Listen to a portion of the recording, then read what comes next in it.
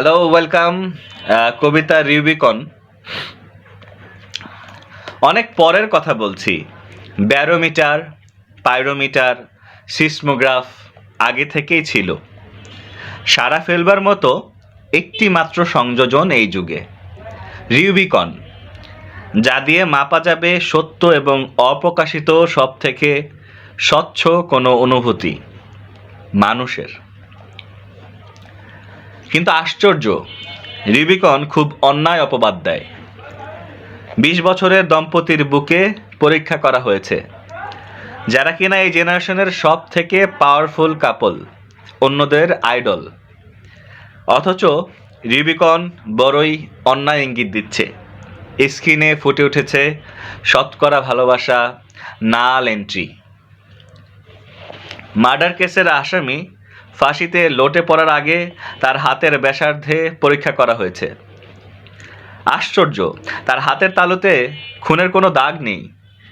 স্ক্রিনে জ্বলজ্বল করছে একটি শব্দ, দেশা।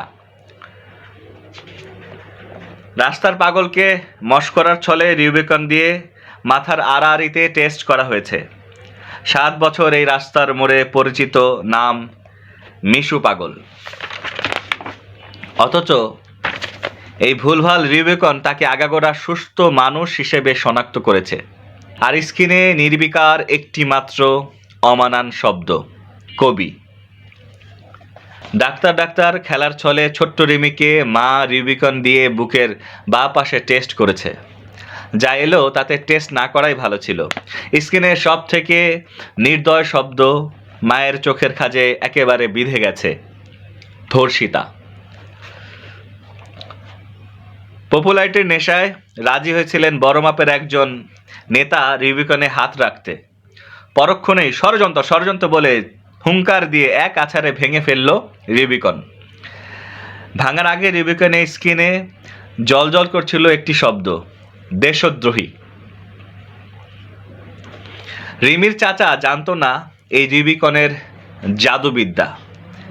ভাইয়ের সাথে গাল গল্পে হুট করেই হাতে নিয়ে পরীক্ষা শুরু করলো। বাঁ হাতের করতলের মাপ নিয়েছিল রিউবিকন। তারপর থেকে রিমির বাবার আর কোনো ভাই ছিল না।